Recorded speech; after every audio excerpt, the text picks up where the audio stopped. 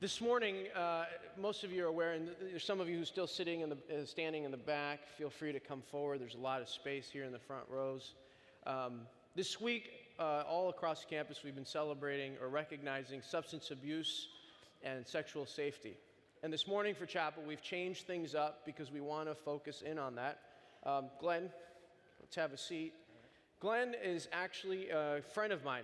Glenn and I went to Great Lakes Adventist Academy several moons ago. We won't get into the year. We won't name years, right. but it was a while back. We went to Great Lakes Adventist Academy, and we came here to Andrews University together, and have stayed in touch over the years. You still live here in the community, which is very cool. He's got a great family, 2 young kids. What are their ages? 3. Yeah. 9, 7, and 5. 9, 7, and 5. Man, you got a head start on me, bro. Yeah. So I have a 7 and 4-year-old. Yeah. But it's kind of crazy for us to be talking about having children's because you never think when you're sitting there that someday, sooner than you probably think, you'll have kids and your friends will have kids and life moves on. So this is actually the first time Glenn has ever shared this story entirely. This is actually the first time that in a forum like this that you've come out and you said, here's what happened to me, here's some of the choices that happened. And so I want to thank you, Glenn, for being vulnerable. I want to thank you for sharing your story. And I really hope that you guys listen intently to some of the things that he's going through, because while you think you may not have a substance abuse issue, or you don't even deal with substances, what's striking about Glenn's story is that you could make a huge difference. You could make a huge difference. So Glenn, when did it all start? And what did it start with? Okay. Well, honestly, it started at Great Lakes. My junior year, we had I think it was called one of the parts of the scavenger hunt or something like that. And my girlfriend at the time, I don't even know how, she got a hold of some alcohol, and we snuck off with a few of our friends, and we were drinking, and I got pretty drunk. If it wasn't for the fact that I had some buddies that kind of took me to my room, I probably would have ended my GLA experience right then and there.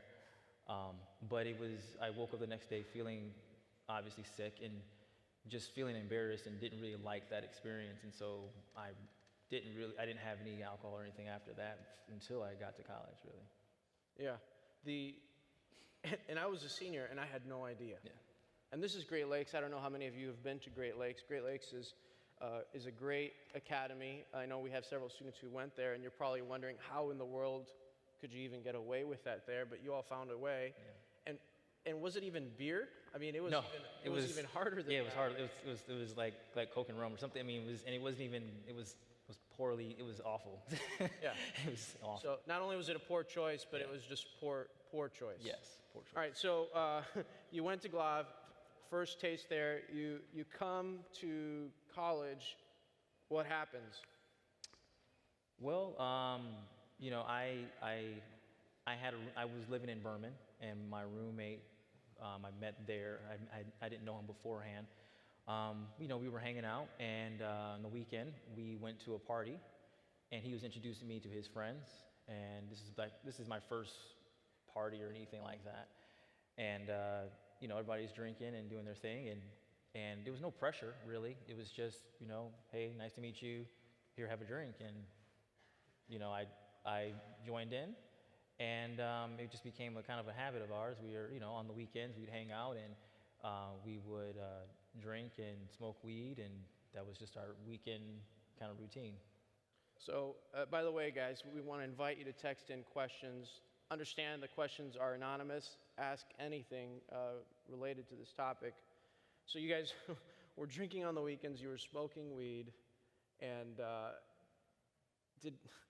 what about your GLA friends? I mean, where were they? Were they a part of the scene as well, or what happened? Not really. I might see them in passing here and there at certain events, certain parties like that, but it wasn't, not really. I was in a different program. I wasn't really into church anymore. As we were talking, you know, So why the, weren't you in church? What happened with the church? the lifestyle that I was choosing to live, just I mean, I knew I didn't like church. I thought it was a waste of my time. But I also respected my parents' faith, and I knew how they looked at church. And I felt like me being there would be disrespectful because I would see half the people that were up here singing or doing stuff. They would be the same people I would see afterward, and to me, that didn't really sit well with me. So I was like, let me not disrespect that, and just, I don't have to go. And so through that, and just by hanging out with my group of friends, we just didn't cross paths that much. Did anybody reach out to you? No, not really. I mean, I think word got out that I was different than I used to be, but not really. I didn't really. We just kind of just didn't talk really. Yeah, and I remember, I was a sophomore, Glenn's freshman year, and I'd ask our friends, our circle of friends, hey, where's Glenn? What's he doing? And they're like, Glenn's straight up crazy. Like, Glenn has just gone off the deep end. And, if I ran into Glenn, either he was hungover or eyes were bloodshot because he had just been smoking weed.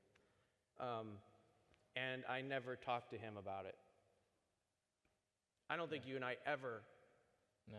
talked about it. I knew what was happening, I knew that it wasn't good, and I never talked to him about it. Yeah. And as him and I were going over this interview, that really struck home at me. He's like, why didn't I? This is somebody that I allegedly care about. Why didn't I? Now, it wasn't just the weekends, right? I mean, what happened? It started with the weekend, and then where did it go from there? Well, it became I guess as a result of not being disconnected from my friends I grew up or knew before.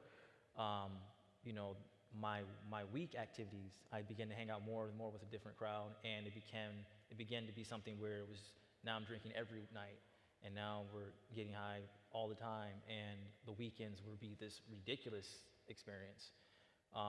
And some people in my group were able to go to class and keep functioning. I wasn't one of them. And it got to the point where I was literally just here, just kind of recovering for whatever I did the night before, not going to class. And it led to, by the end of the first semester of college, I was packing my bags because they were asking me to leave. Huh. Cops had gotten involved. It seemed like there was always something going on in our room. It was a disaster. Yeah. Disaster. Police headquarters number 2. Yeah, it was awful. Did anybody reach out to you at that point in time? There were a couple individuals, there was a couple of deans, assistant deans at the time, that I respected because they at least took the time to, pull me aside and say, like I remember on several occasions, one of the deans just saying, quit being stupid, this is ridiculous, you don't need to do this. And it wasn't from a judgmental standpoint. It was more of, I see better for you and you're not even, you know better. And then I had another dean that was just like, I know you're not listening to anything we're saying right now, but, when you're out there, be smart about it. Just at least, just trying to. And you said you ended up at some time in Benton Harbor. Yeah, you got jumped. Yeah, it was nuts. It was nuts. There was a time I got jumped. I honestly, it was only by the grace of God that I survived that first semester. Because looking back, I wouldn't go now into half the places that I found myself in. And those two gentlemen, I at least knew they cared about me. They actually, there's only so much they could do, but to the point, where they eventually had to say, hey, you got to go. But other than that, it really, no one, I don't remember anyone ever saying, or any chaplain or anybody ever saying, these are some good things that you need to be doing. Like, this is the advantage of coming to Andrews and this whole spiritual thing, or like it never came up. It wasn't even, I can't remember ever having those kind of conversations. Wow. So, you left that first semester, you came back your sophomore year. Yeah. You came back a saint. No. What happened? Well, the good thing happened was that at this time I reconnected with my GLA, buddies, and that was a good thing in the sense. However, I was still doing a lot of the same things that I was not, maybe to a lesser extent. I was actually showing up for classes and stuff like that, but even then, it was still not great. Um, but I got to the point where I was like, you know what, this whole, the drugs and the things that I was into at that time was just like, I need to stop that. That doesn't really, that's not doing it. And I was surprised at how easy that actually was. To let go of the weed Yeah, and like other stuff. drugs. That was easy to get rid of, but my drinking problem persisted for for a long time. I had a bad drinking problem probably until into I was married and had a child, and I was still abusing the alcohol. Now, you finished school here, you started other things, you were living in the community. What role did alcohol have in those early years, right? I mean, after your time here, what role did alcohol have in your life? Well, it was kind of my go-to. When we were having this, when we would celebrate or we had wanted to relax, that was part of that scene. In my job, there was a lot of mixers and business after hours, and so there's always drinking at those events or conventions or so forth and so on. And then also when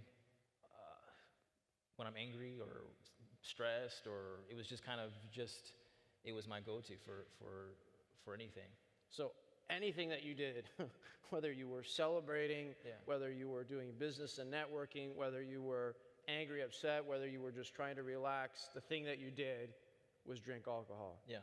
And by the way, what he's describing is I've talked to some of my peers growing up. They go to these work environments, and you all work, and after work, the social life is the bar.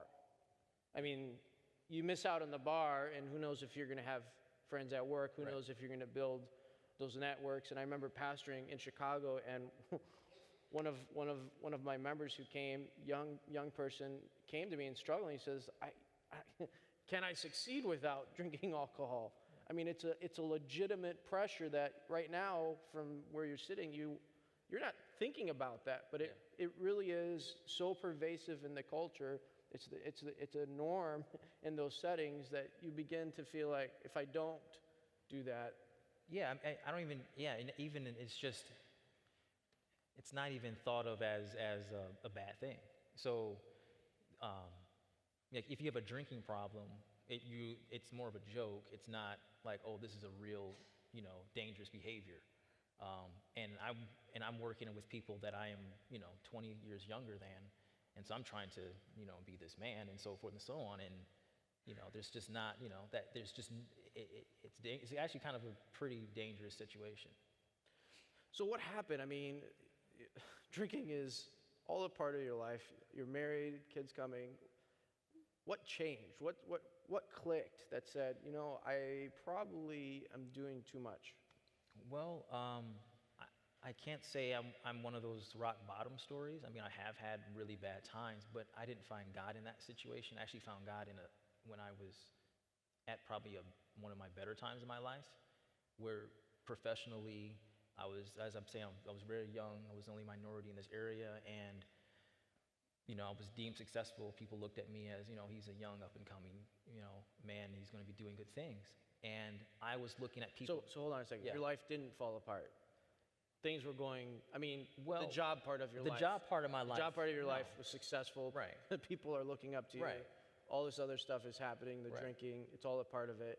And then. Yeah, and then I look at people that I respect, that are executives or have owned businesses or so forth and so on. I'm looking, and it's like, okay, that could be me in 20 years. And while they have the money and the prestige, their lives are nonsense. I mean, they have 3 wives, 3 ex-wives. Everybody hates them. They're unhealthy. I mean, I just looked at that, and I was like, I don't want to be them in 20 years. I need to find another way to be successful, but have a life. Because I looked at my father, who's around the same age as these guys, and I'm like, he has a much better, higher quality of life. So how can I reconcile this? And that's when I think I became open to possibly looking at something different. And what came about? I mean, who came and talked to you? Did your friends come back? What were the positive influences that began to say, Glenn, maybe you should do X, Y, and Z if you really want a better quality of life? Well, I think it was a little bit of a combination of several things. But I would say one was my wife really wanted us to be in church. We had children, and so she wanted that. And so by being in church and seeing some of the other men and how they were living, that kind of rubs off on you. You're seeing something different than what you're seeing at work. My father and myself, our relationship was a bit tricky and had improved greatly at this time in my life. And then also, I did have a couple of friends that reached out, and they reached out and they also shared with me. One friend in particular shared with me sermons from Pastor Henry Wright in Maryland. And those really, I have this long commute back and forth to work, and I would listen to it on a podcast, and it really made a difference because for the first time, there was someone that was preaching that wasn't just talking rhetoric. Like it actually made sense. It wasn't just the typical things that you're used to hearing. And I was able to kind of look at God and this Christian thing from a pragmatic standpoint, saying, okay, this actually makes sense in the context of my life, not just some book, some dogma, some tradition, some stuff that nobody follows anyway. So it started to click. The stuff that you grew up with that you didn't even know why, right? Yeah. You didn't even know why. You didn't fully understand. All of a sudden, some of it started to click. Yeah. And your friends came in and they were saying, "Hey, Glenn, let's do something different. Let's start to talk." And life began to change. I mean, I came back here and connected with you. You were involved in church. Kids are growing up. You're finishing your degree. You're getting your master's this year, so you're continuing to be successful. You start a job at Whirlpool. I mean, there's been a lot of very positive outcomes. Would you say your life is more on track now? More on track now than it was when you were abusing alcohol? Yes. And I say that with, I have to say, there's a bit of disclaimer because, there were other times in my life, where you would quote unquote say my life was on track from an outward standpoint. But I would say the reason I feel that it's on track now is my problem was I was trying to use alcohol, and this is looking back in hindsight. I was using alcohol and other things as a coping mechanism or as a way to deal with problems or challenges or so forth and so on. And I think there's a lot of things that you can use. It doesn't have to be alcohol. It doesn't even have to be something wrong in and of itself. But just the idea of, okay, there's something wrong. So instead of me either going to the Lord and working this out and dealing with it and facing it, but I'm going to do something to distract me from it or to ignore it is the real negative behavior. And so even if, all those things weren't happening and I lose my job and all these bad things happen to me, I feel in a better place to deal with life, because of that. And there's other things that had to do with that, but that's why I would say my life is on track now. Well, thank you for sharing, Glenn. I'm going to invite two people on our campus that are going to join our panel and keep the questions coming in. We're going to get to them. I'm asking Dr. Dwayne McBride. He's the chair of Behavioral Sciences Department here. He's also the director for the Institute for Prevention of Addictions, and also Dr. Christopher Dendon, who's the assistant director for clinical services over at the Counseling and Testing Center. Thank you, gentlemen, for joining us and being open to questions. What are some initial thoughts that you have as you've heard this and as you've heard other stories relating to substance abuse and addictions, Dr. McBride? Well, I think it's important to recognize there's a reality to a story at a whole lot of levels in terms of the long-term effects of drinking on the decisions you make and the disinhibition that's involved. And you looked at some older guys who said, well, third wife, I don't want a third wife. No. First of all, that's expensive. Yeah. And, it's really great to have a long-term relationship, Ellen White talks about is the Sabbath and the family that we take to heaven. So a long-term relationship, a loving family doesn't tend to occur if you're drinking much. You make bad decisions. You have affairs. The congressman recently, after drinking alcohol at a Christmas party, was kissing a staff member. He's embarrassed today. So you make bad decisions. But one of the things I really wanted to hit, look, there is substance use at Andrews. There's student movement has had some good articles about the existence of it. But in reality, when you compare our students to other colleges around the United States, we use it at a much lower rate. Generally 2/3 less than other colleges in the United States. That's important. It is not normative here. The average student here is not drinking this year, did not drink in the last 30 days. But when we ask the students, does the average student drink here regularly? The majority of you say, oh, yes, they do, but they don't. At every college, in every university the surveys are done, there's always an overestimation of alcohol and drug use at that school. And so the norm pulls behavior. If you perceive everyone uses, you tend to use that substance. If you perceive that no, the majority don't use, you tend not to use that substance. Particularly among young people, the norm pulls. So I'd like us to think that it is not the statistical norm here to drink this year. It's not. And it really hasn't been. And so, if you aren't drinking, you're not out of the average. The average student here does not. The reality of the story is true. There are students who drink, they need services. But it is not the common experience here for students at Energy University to drink this year, to drink last month. I don't know if this is on. Yep. It's on You now. can hear it? Okay. I would say that listening to Glenn's story, I was thinking along the lines of a gentleman named Jellinek, last name Jellinek, a researcher, theoretician, back in the 60s proposed a model of addiction that's been used in a lot of research since then, been challenged in some ways, but follows what we all think maybe perhaps of addiction. And it starts out as oftentimes an attempt to manage psychological, social difficulties of some sort or other, a lack in our life or an emotional problem. And from his model, then it transitions ultimately to a period of, that would be some choice involved in that, and then ultimately to a period where he proposed there would be lack of control or no choice. I think in many aspects of all of our lives, we could sort of find such behaviors in one shape or another. Eating disorders, sexual addiction disorders, various other disorders that people come to a psychologist or the counseling testing center to talk about can become addictive.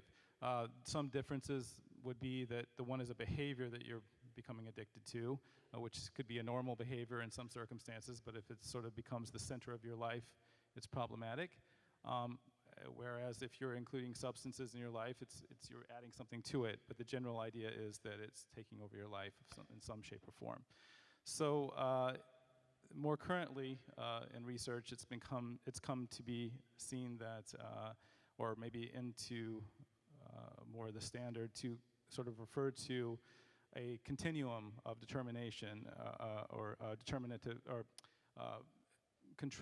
the substance having more control of you over this continuum.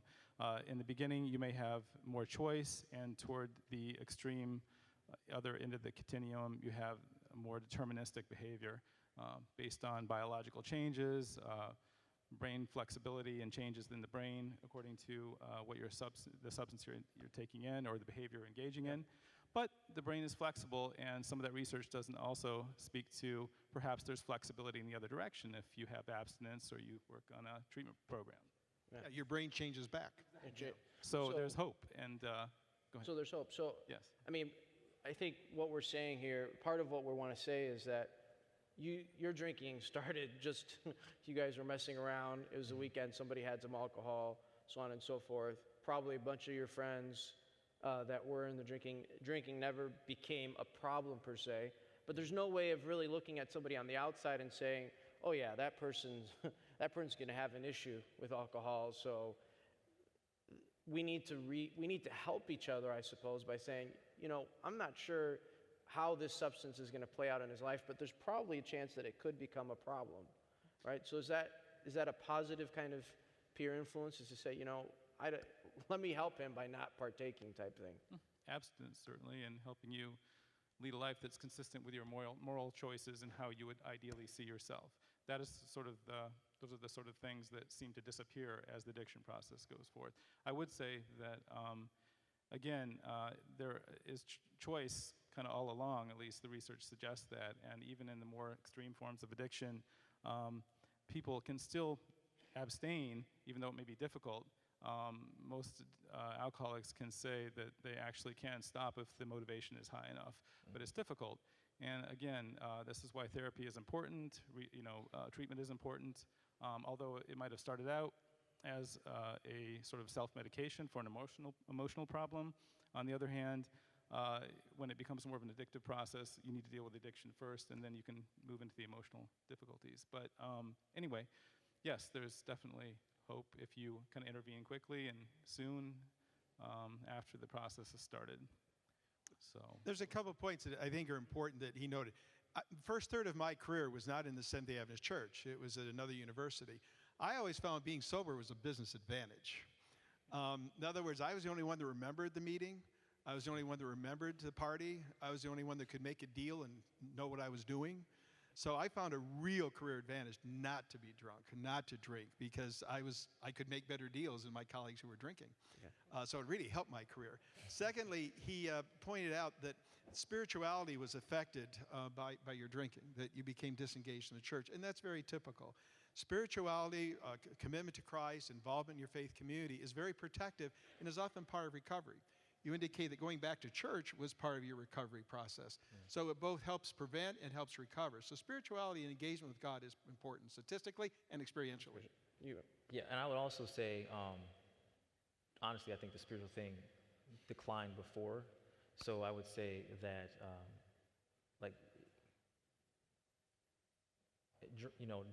I drank, and it wasn't like I drank and then I became disinterested. It was actually probably the other way around. And I wouldn't even say it's a direct correlation, but I think that's something to consider, that my negative experience in church growing up definitely played a role into future decisions. So I'm not sitting here saying, oh, the church is awful and bash it. No, but I think it's important to understand that when a good job is not done, that it can have very lasting negative effects. It's crucial to engage our young people in the church in a very positive way. Yeah. Here's a question on the survey. You said the average student here doesn't drink. So here's what the student's asking. How do you know the average student doesn't drink? If most students are telling you that most students drink, how do you know that they don't? Well, the issue of reliability and validity is always a very good question. And in the surveys we do, there's a number of little checks. Like if you said I didn't drink last year, but I drank in the last 30 days, you're thrown out. So we look for consistency in answers. And actually every time we do the survey, it's very similar. And so, that's stability. So yeah, students may lie, but lying is difficult because you have to be consistent on every question. And, it takes a lot of effort to lie. So we screen out those who are not consistent in terms of what they use. I mean, if, you never drank but use heroin every day, we're going to throw you out. So, we look for that consistency of pattern. And again, when we do this every 5 to 7 years, we see very consistent results, which should also suggest that there's stability, at least the reliability of the data. Also, every school that does this always finds the estimate of use higher than the self-reported use. Because one of the human tendencies is to go from the case to the universe. If you know someone who drinks, everybody drinks. If you know someone who does marijuana, everyone uses marijuana. So we always, as a heuristic psychologically, we tend to go from a small sample to the universe. But there's a lot of people. If 30% of the students here are drinking, well, that's a lot of people. So you do see folks who drink, but the vast majority don't. Year after year that these surveys are done, it's consistent. The majority of students do not drink in this last year or not drinking in this last month. And if you're lying, you have to take a lot of effort to make this survey consistent. So I'd argue that because we do it and find similar data, because we throw out the folks who look weird in terms of what they're reporting, the data is probably pretty good. And again, consistent with other universities in terms of the overestimate of use compared to your own self-reported use. Would you say that Adventist institutions fare better than public institutions? Oh, yeah. Our use rates are generally 2/3 or less on almost every substance. But this is a policy issue. A Moody Bible Institute and Wheaton College, very fine church-related schools, have given up on alcohol. So the Adventist Church is one of the last groups that says, look, alcohol interferes with our lives. It damages our relationship with God. And it's something that really we hold up to the world. The Adventist health message is very popular in the world today. The World Health Organization loves us. National Geographic writes about us. Journal of American Medical Association writes about us. We are a unique group, and I hope we maintain that uniqueness in our health message. Now, Glenn, when you were post-college and you were drinking, did you did you feel like you had a substance abuse issue when you were drinking all these other times? Or is that an awareness that you have post the abuse time? I think I was aware that, you know, I had a bit of a problem. I don't know how much, I can't say I really flushed it out and said, okay, let me sit down and think about this. But yeah, I could see, you know, you know, my family life is not great, and I'm like, man, I'm drinking probably too much, smoking probably too much. I'm probably doing a lot of things that are not healthy. So yeah, I would say in that regard, yeah. Here's another question. You mentioned that some people shared their concern of your behavior. Did that ever annoy you? What is your advice to us when we see our friends participating in unhealthy habits or hurtful direction? How should we approach them? Say something. I mean, one of the things that I must say is that that wasn't done for me really. And I would say if you have a friend or you know someone that is doing something wrong, you don't have to judge them, but you can say, and actually don't judge them, but say, hey, I don't think this is a good thing. And when they aren't struggling, they may come to you because they didn't feel judged, but they knew you cared. And I think do that. There's so many good questions here. I'm trying to. If you're dating someone who does those things and they don't see it as wrong, what would you suggest to do? Dump them. Dump them. Be serious. I'm being serious. I mean, I think, and I'm saying this because I was the person. And so it was very hard on my wife and my girlfriend to deal with all the crap that I was putting her through. And I honestly say, yeah, she should have. I'm grateful she didn't, but if my daughter has that problem, I'm gonna tell her to move on. And, you know, that doesn't mean that you don't have to leave their life, but that doesn't mean you need to go down that path with them. Can mobilize social support around the person. I mean, I think you've all observed some interventions done on TV or what have you, certain shows. Not that will always be successful, and ultimately you may have to make a choice to terminate the relationship. If you feel like you're being pulled down that pathway along with them, you have to make a choice, do I go down that pathway or not?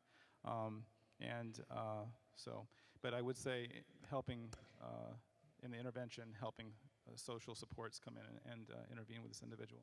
What's our self-reporting policy on campus? If someone volunteers that they're drinking or they're smoking weed, is there disciplinary action? What's the path?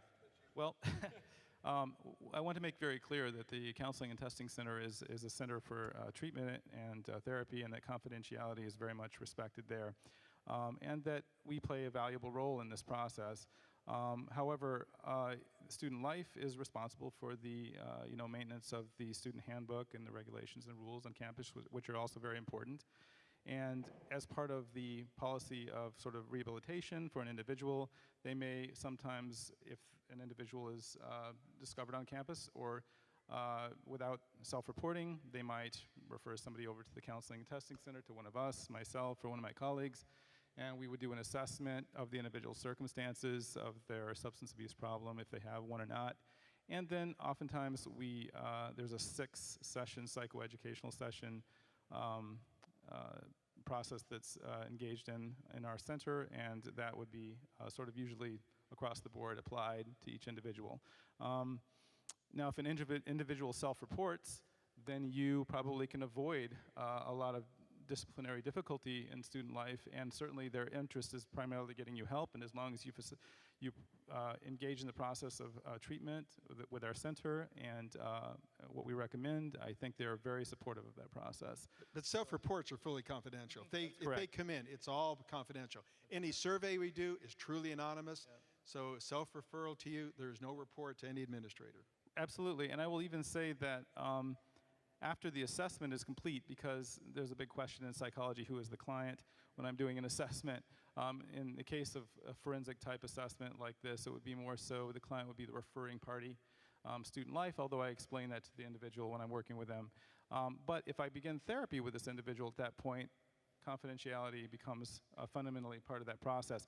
And I will say that in the referral, the issue of confidentiality is important as well, and we only would report back to the referring party on what the question was that was asked. Is this person stable? Are they having difficulty with substance abuse? It would not cover other things that might come up in the session. So confidentiality is extremely highly respected And I think that's legally. really helpful for everybody here to know is that maybe you don't know that you have a problem. Tell somebody at counseling testing, tell a chaplain, go to the student life office.